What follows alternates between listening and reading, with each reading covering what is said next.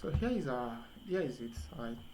On a page, we have something called, on a website, we have HTML, we have CSS, and we have JavaScript. The HTML is the layout of the page. The CSS is to style the page and make the page beautiful. The JavaScript is meant to be the brain, like the logic of the front end of your page. So HTML is the layout, CSS is the styling, make it beautiful, and the JavaScript is to serve as the logic, like the brain. This class we are focusing on JavaScript. And this JavaScript will be used with the HTML, which is the layout of the page. Now, to start with, we created a file inside our folder named index.html. Whatever, you can name it anything, but just ensure that it ends with .html. I can use my name, taye.html. Give it any name, just ensure that it ends with .html. And next is press exclamation mark. This is not HTML class, but I'm just doing in order to carry everybody along. Press exclamation mark and press enter. I will send a link to some of my HTML classes after the class. I'll send it to the group after the class. Now let's start. This is just HTML. Everything you have on this page is just HTML. We want to add JavaScript to it. Now, because the extension of this file is .html, when we run it on the browser assumes that we only have HTML codes here. And HTML code is a layout and to display things. A layout to display things. Right? So whatever we put here now, my name is Taye. Since the primary work of HTML is to display things, when we run it on the browser, when you go live, it will display itself. Okay, Stephen Olusaji, you have the floor. Yeah, yes, sir. Please ask this. I don't know the name. You should mute his own speaker because it's distracting. Sorry to say. Okay, alright. Okay. Thank you. Please let's unmute our mic.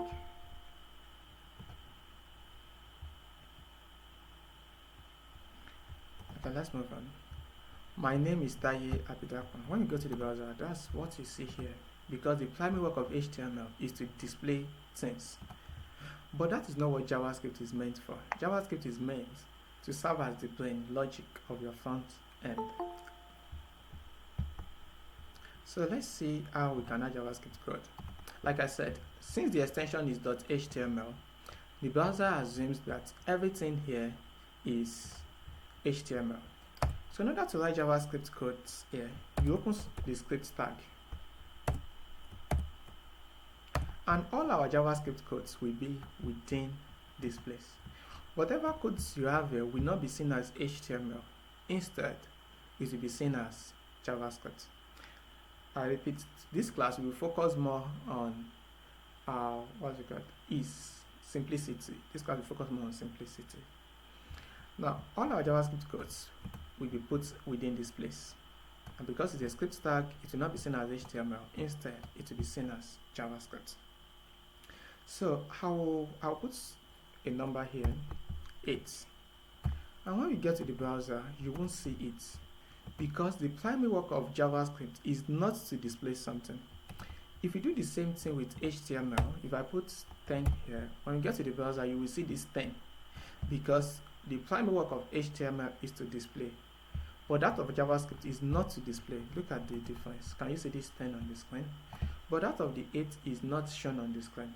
Because that of JavaScript is not shown on the screen because the primary work of JavaScript is not to display, it's to serve as the engine to think for your front end. Any questions before we continue? Okay, let's move on. If you want to display, what if I want to display this 8?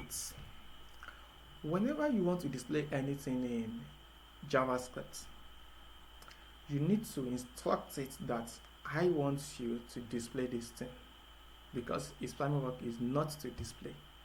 So whenever there's anything you want to show, you need to instruct it that I want you to display this. Now, in order to make it show something, we use what we call output commands.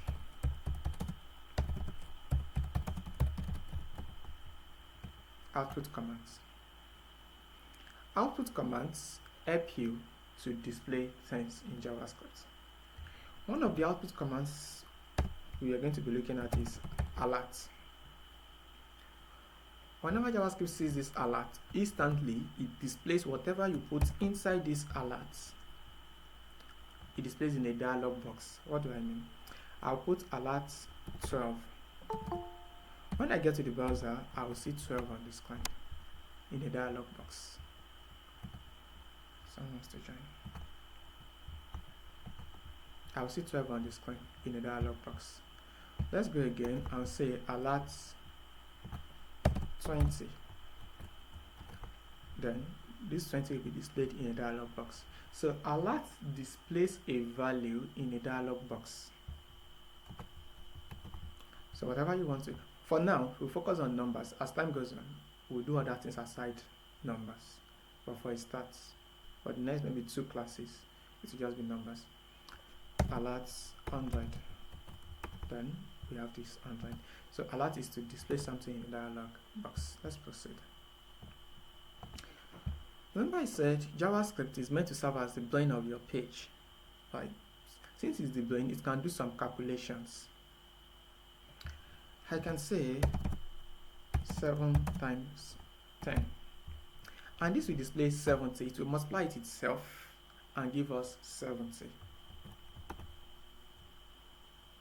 If I do the same thing in HTML, since the primary work of this is to display, you will just see your 7 times 10 on the screen. 7 times 10. 7 times 10 is not giving you 70. HTML is not giving you 70. JavaScript is multiplying it and is giving you 70.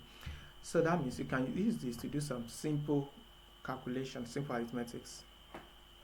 I can say 5 plus 3 minus, let's say 2 multiplied by 8. It will multiply all of this, like it will execute, evaluate all of this and give me the result. Whatever the result is what I'll see on the page.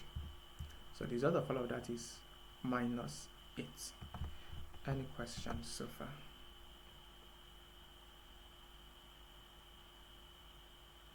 Okay, let's proceed. So we've seen how to, but it seems as though your HTML and your JavaScript are not connected together, because it is possible for me to have a container in my HTML. Div is a container in HTML. So it's possible for me to have a container in my HTML. Then I want to use JavaScript to set the value of this container. Instead of alerting 10, I want to use JavaScript to place this 10 within this div. So in order to do that, you start by giving the HTML container an ID. ID is like your matric number in school. ID is identifier. 2 containers must not have the same IDs. 2 containers must not have the same ID. You can give it any ID of your choice. You can call it container. That means you must not have any other container with this same ID of container. You shouldn't. 2 containers should not share the same ID. I cannot have another container. Span is another container in HTML. I should not have another container with this same ID of container. This can be another thing. I can say content. So div is an HTML container, span is an HTML container. So what I want to do is that I want to use JavaScript to set 10 in this first container. So you come to your JavaScript, you call on the ID, the one you want to target. I want to target this one, so I will say the ID is container. Then I will say dot inner text, that is, set the text inside this container to whatever value you put here. So when you get to the page, this 12 will be inside this div.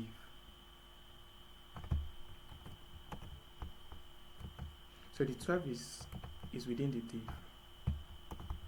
If I want to set the content of this one to, let's say, 50, I'll come here and say content dot inner text equals to 50.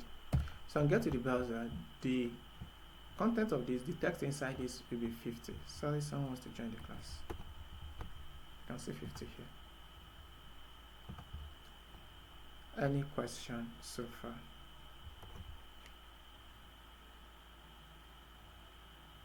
Now, note the spelling of this inner text.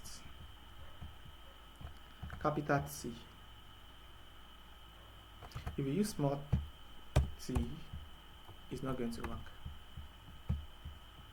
It's not working. Inner text. So if there's any container in your HTML and you want to use JavaScript to set the content, just call on the ID dot inner text and it goes inside it. But there is an exception. Let's look at this. There are some exceptions. I'll call this, give this an idea. I'll say, okay, someone wants to ask a question. Newton, you can ask your question.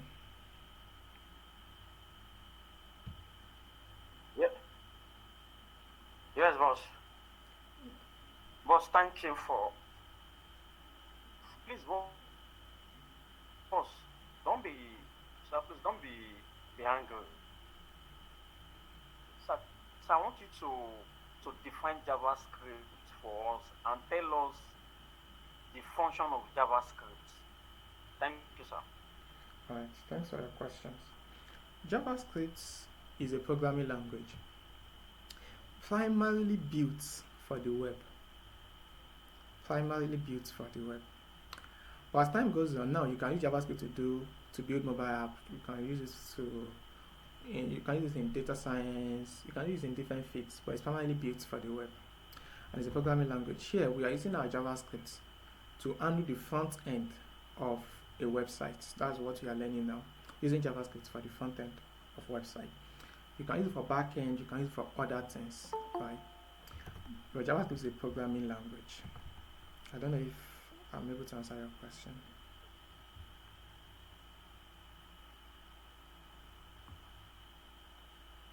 Yes, boss. Thank you, sir. You're welcome. Any other question? Okay. So someone drop question. Okay. Let me check it out. Okay. Inner text and text content. Both of them set the content inside the text. You can also use text content.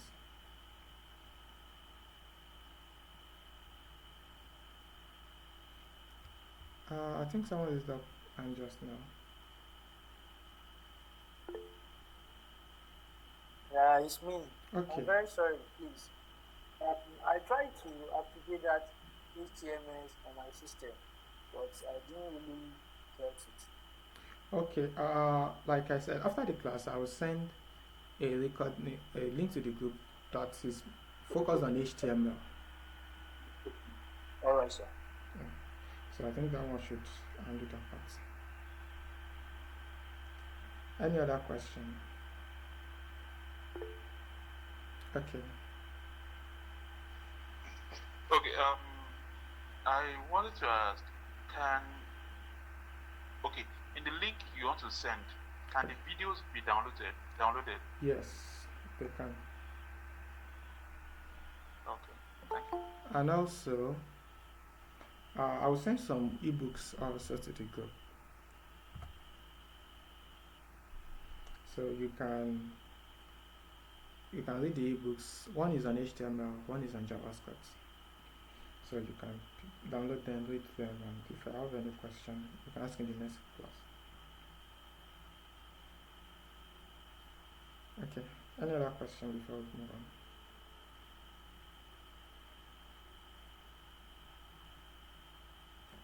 Let's proceed.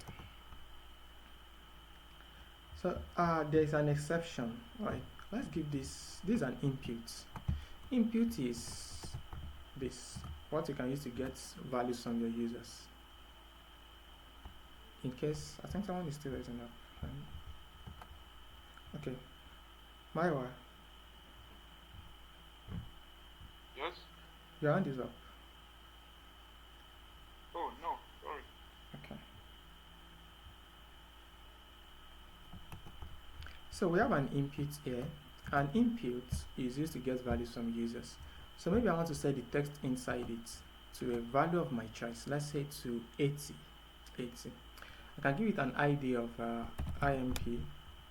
So I come to my JavaScript and say IMP dot inner text equals to 80. On getting to the browser is not on getting to the browser, 80 is not inside this input. Let's discuss why it's like that. Now, HTML containers, I group them into two. I call some editable containers. Then I call some uneditable. I don't know if there's an English word called uneditable. Okay, Adeyinka, you can check your network.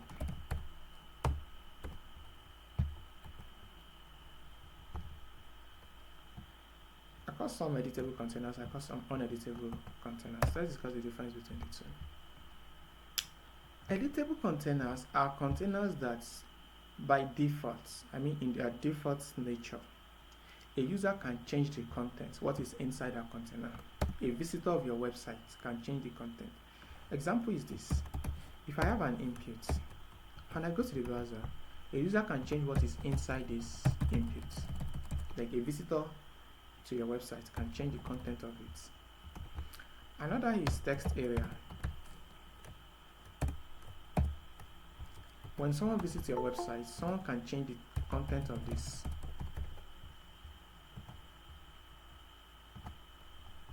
So when someone visits your website, someone can change the content of this text area. Another is your select tag.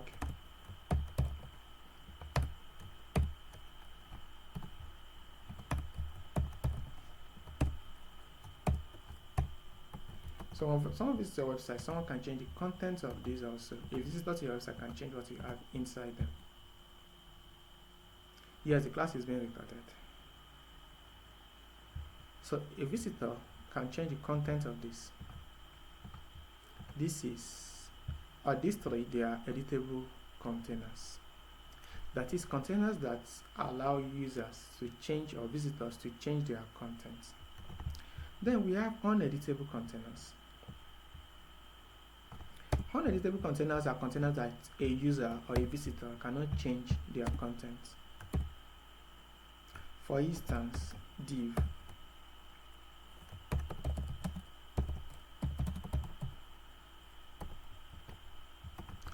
A visitor cannot change the content of this. Span.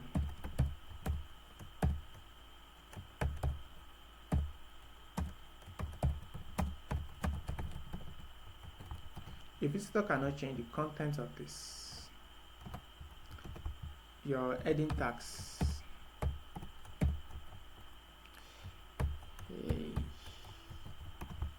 A visitor cannot change the content of this. So these are examples of uneditable containers. Editable containers are containers that by default a user can change their content. Uneditable containers are containers that by default a user cannot change their content. For uneditable containers, you make use of inner text.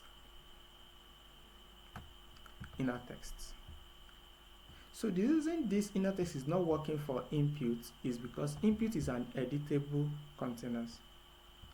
Yes, Elvis, that's what I'm explaining. Input is an editable containers. For editable containers, you make use of value. Sorry, someone wants to join the class.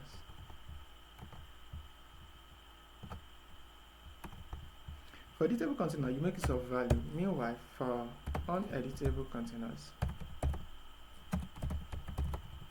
you make use of inner text.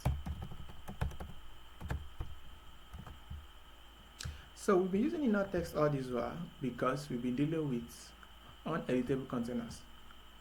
Div, span, these, they are all uneditable containers, and you make use of inner text for them.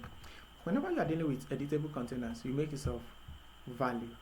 So instead of saying IMP, which is the ID, I think I've deleted the inputs. Let's bring it back.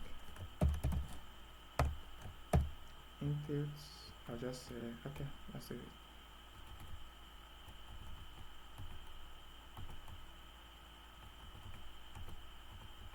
Okay. So instead of saying dot inner text, this becomes dot value. So this ID dot value, and we see the value inside it. Any questions so far?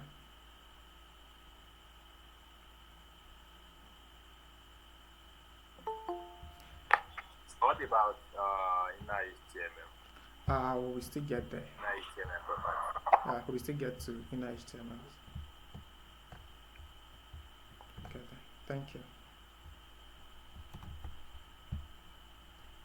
Now, let's move on. Let's look at some special cases. Remember I said uneditable containers, a user cannot change their values. But imagine you have an input and we have disabled. For a disabled input, a user cannot change the content of that. Right. For a disabled input, a user cannot edit the content, a visitor cannot edit the content. But that does not make it to, or that does not bring it to be under uneditable containers. We use the default nature of that element to classify it.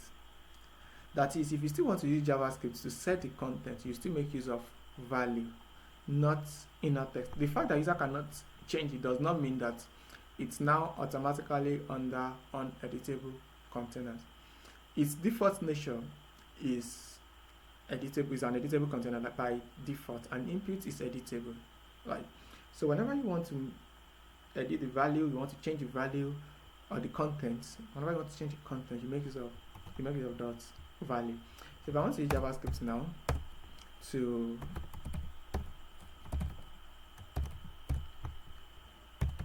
change the content of this, I'll come here and say the ID second input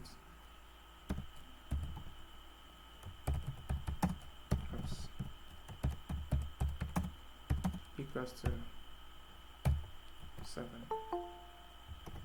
So, oh sorry, that's value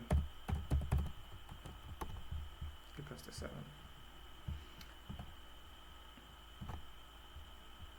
Likewise, if your div, let's say you have I am a div, you have a text inside it, and you make it to be content editable.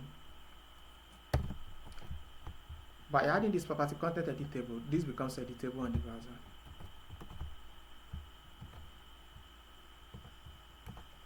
You can, but that doesn't make it an editable container, because by default a div is meant to be uneditable.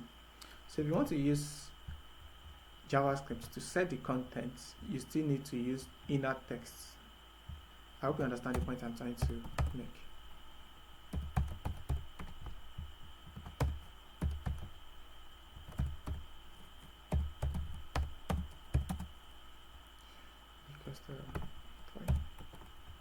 And now you have to reinside it. Any questions so far?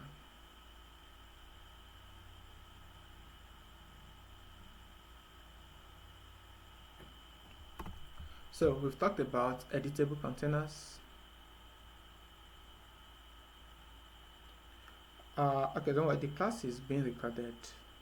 You can go to the recordings, and also most of the things discussed here, they are HTML. These divs, span, input, they are HTML, and you can watch the HTML recordings and understand things more.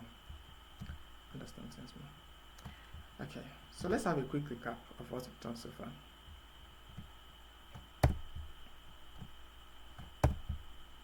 Firstly, whenever you want to display something in JavaScript, you make use of output command. And we said one output command is alerts.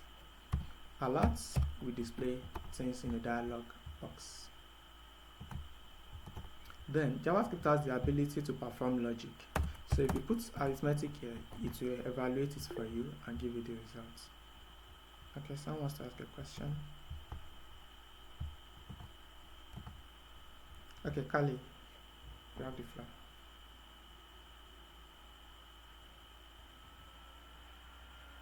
Yes, I have a question. My question is that all those span ID that you are talking about, the elements of HTML or the elements of JavaScript?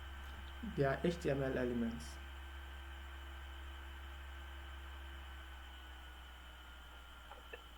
Thank you. Thank you, sir. Yes. Okay, so this is going to alert this, it will evaluate it, and then next is we look at another output command called inner text. Inner text, they are used for editable containers. Values are used for, inner text are used for uneditable containers. Values are used for editable containers. So, and look as example, div, span, h1 to h6, they are all under uneditable containers. While inputs, text area, select, they are under editable containers. Let's proceed.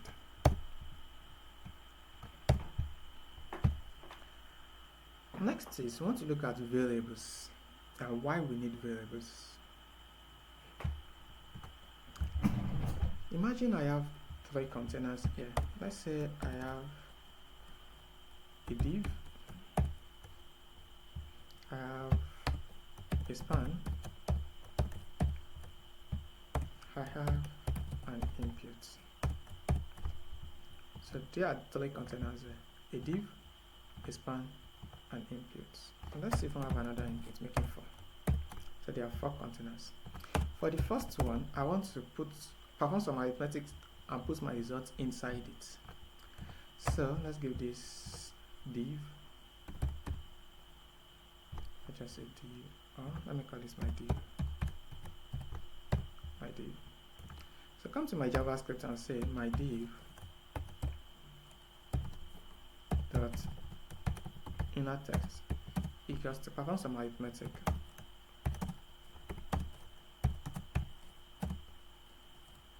Let's say divide by 2. Perform some arithmetic and put the results inside this div. And get to the browser, we see the results there. The result is 4.5. Next is, whatever the result of this is, I want to multiply it by 10 and put it inside this one. That's what I want to do. So I'll give this an ID also. I can call it my span. Come here and say my span dot inner text equals to copy this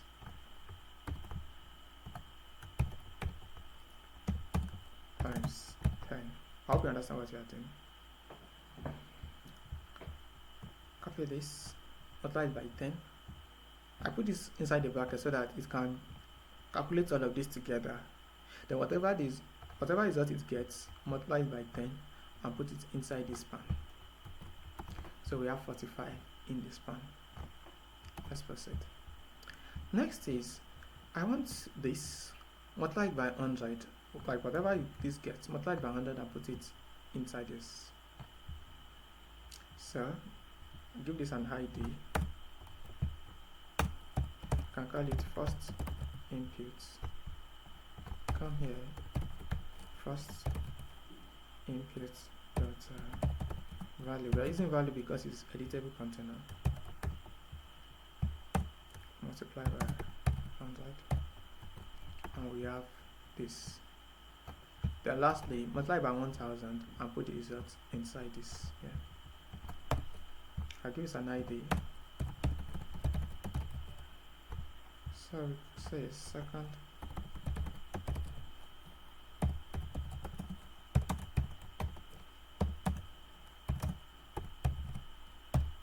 Okay. And our code is working fine. But there's a little problem. The problem is this. Here I wake up tomorrow and I want this to be 3. I come again. I want this calculation to be 3. So, and I want whatever this gives me, multiply it by 10, put it inside the second one. Multiply it by 100, put it inside this one. Multiply it by 1000, put it inside this. The implication of that is that if I just change it at that point, it's not going to be correct for the rest, right? It won't. I need to come here, change it here, change it here, change it here, so that my code can work as I want it. And in programming, there's something we call dry. Dry stands for don't repeat yourself. Don't repeat yourself. The problem with this is, let's assume I forgot to change one of them. Let's say I forgot to change this to 3. That means others will be correct, but this one will not give me the expected results. It may not be a problem because, at the moment, it may not be a problem because we are just on a single page and we only have few lines of code here. But when you are building an application, you will have 100 lines of code and you are going to be linking pages together. If you don't handle it well, you might forget to change it in one of those places. So, and it's not going to give you the expected results. So instead, we can create something we call container, like a box. Store a value inside that box. Then, whenever we need that value, go to that box and show the contents of that box. Let's look at it together. I will comment out all of this. Just comment it for now. Like, commenting means ignore the codes. We are telling the browser, don't see the codes here. So I'll create a box. To create a box in JavaScript, you use the word let followed by the label on the box. Label on the box. I can give it anything of my choice. In fact, for you to know that I can give it anything, I'll give it anything. Equals to 5.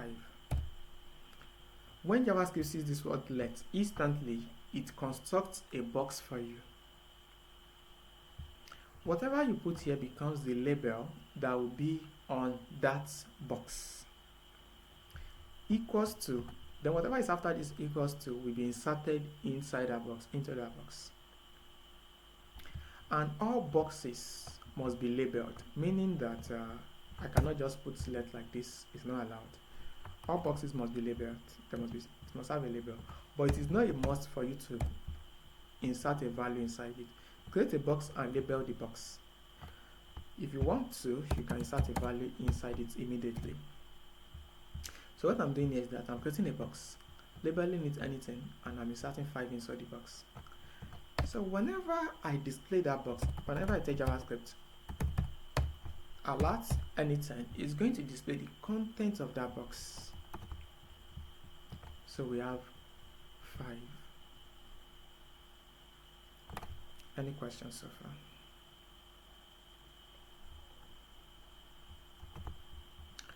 If I say anything plus 2, that is like saying 5 plus 2, that gives me 7. Anything times 4, that is 5 times 4, that is 20. So whenever you call on anything, it's replaces it with whatever you have inside it. So how does that now affect our code? Let's bring this back.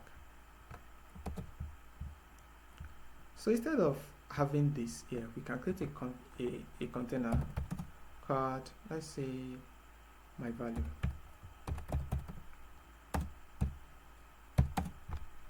I'll keep this inside it.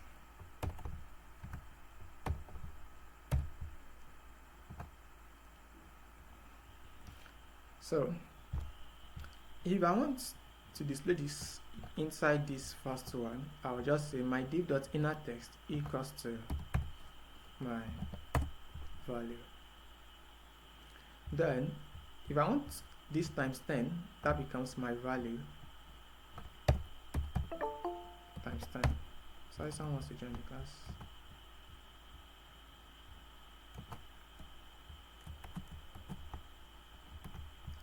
that becomes my value times 10. This becomes my value times 100.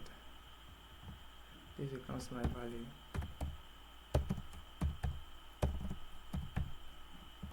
times 1000. So my value is whatever this gives me. I'm displaying it, multiply by 10, put it inside this, multiply by 100, put it inside it, multiply by 1000, put it inside this. We have this. The good thing about this approach is that if I wake up tomorrow and I change this to 4, I only need to change it at a point. I don't need to come here, change it here, change it here, change it here again. Right. So wherever I used my value, it will automatically be updated.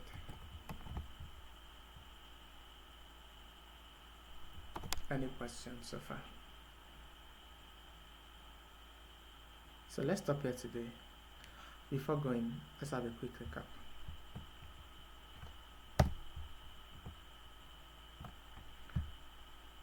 We talked about JavaScript and the logic of your page. Then, whenever you want to write JavaScript, you open a script stack.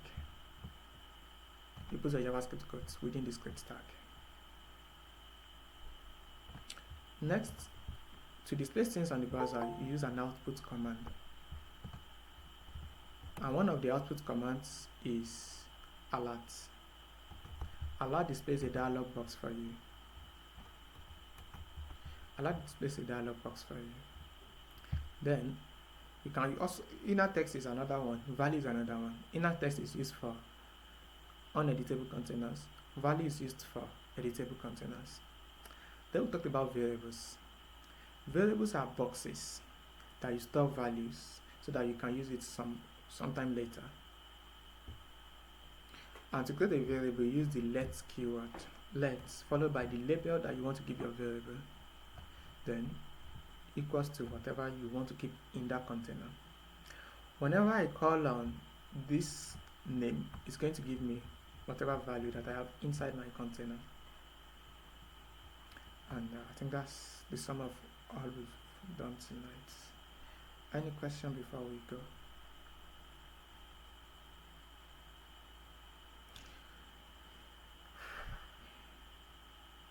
So in absence of questions, practice this in our first two classes. That means this class and next class, there will be no assignment.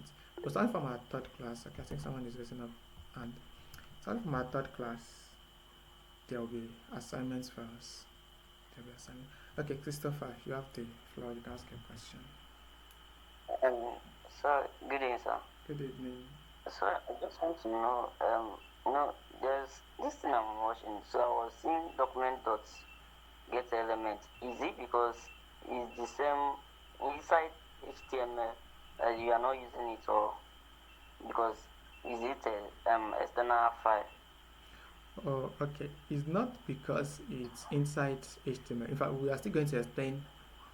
Remember I said at the beginning of this class that we are focusing more on simplicity, and that's why I'm using this approach, focusing more on simplicity. But as time goes on, I'll still explain when to use document or get element by ID, document get element by class names, and all of that. We'll still get there and explain how to use them, when to use them. But we can use them here, but we still dig more on it and explain better. Okay, thank you. You're welcome. Thank you, sir. Any other question? Okay. Kali. Yes, that was the question I want to ask before. Oh, And the question was that all those elements, are they going to be used in between the body of the HTML and more also the JavaScript? Is the JavaScript is it going to come in between the body or outside outside the HTML, the closing tag of HTML, or in between the body of the HTML? okay, all right, thank you. Thank you. Thank you. Now, at the moment, we are using something called internal JavaScript. We'll still talk about inline JavaScript, internal JavaScript, external JavaScript. That should be maybe our third class or even next class. But at the moment, we are using internal JavaScript. Most times, we put our JavaScript just before closing the body tag. Just before closing the body tag. Your HTML will be here. Put all your HTML codes here before the scripts. Now, the reason is because, script is the engine. You're going to be running a lot of codes, a lot of things inside your script. We put it at the bottom, just before closing the body, to ensure that at least when the user gets to your page, it has loaded the HTML content, something for your users to see before you start processing things at the background, before you start running these JavaScript codes. JavaScript is to serve as the brain, so a lot of things will be going on there. You want to code a lot of things. So first run this, so that in case the things here takes time, at least something will be displayed on your page, and your user will not be bored and all of that. That is why we usually put it just before closing the body tag. Any other question? Okay, Newton. Thank you. Yes, boss. So I just want to to add to the questions my colleague were asking you. Okay. So I appreciate yes. So as time goes on, if you can take your time to explain to us DOM manipulation, sir. I will appreciate it, sir. All right. Okay. Thank you. We'll talk about DOM as a topic on its own. We'll explain it later. Any other question? Thank you for your question. Okay. Stephen Abisaji. Good evening, sir. Good evening. You are welcome.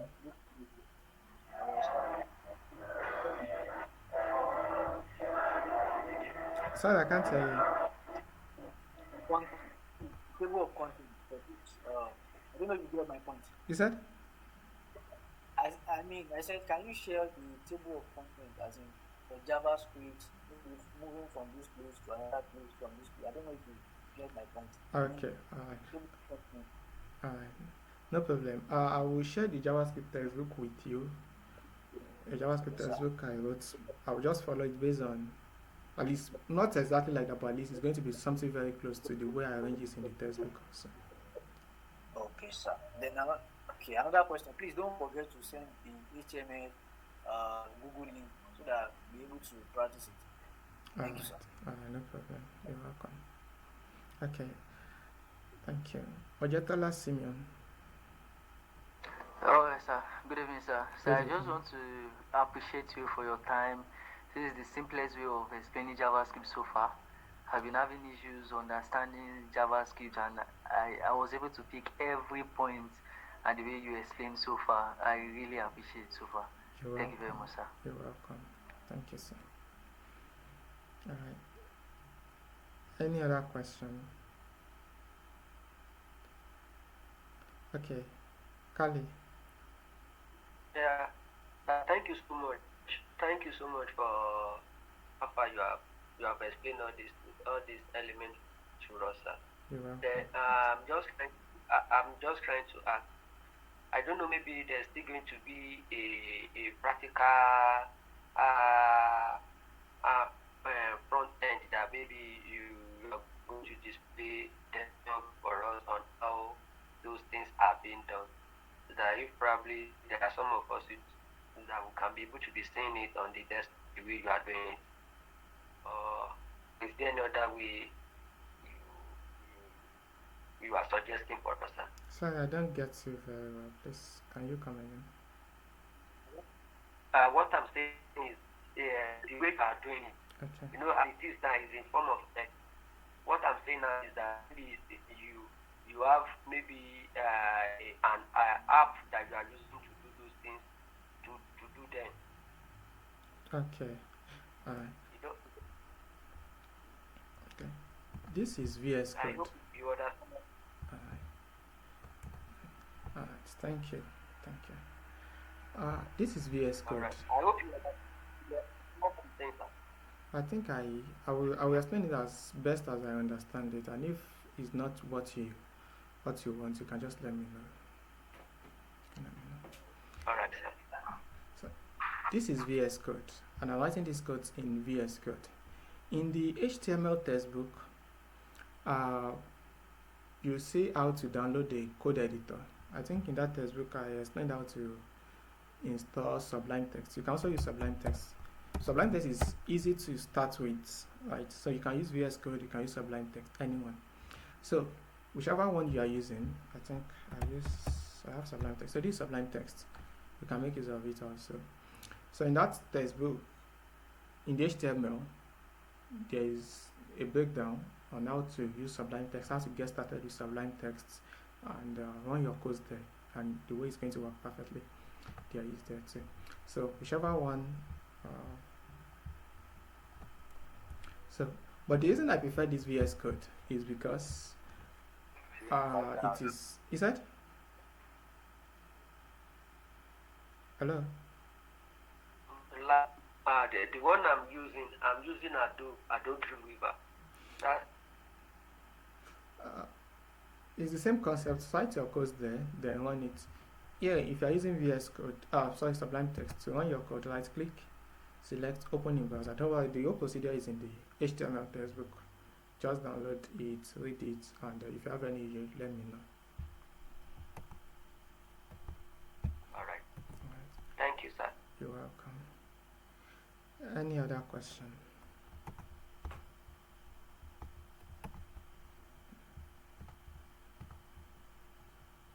Okay.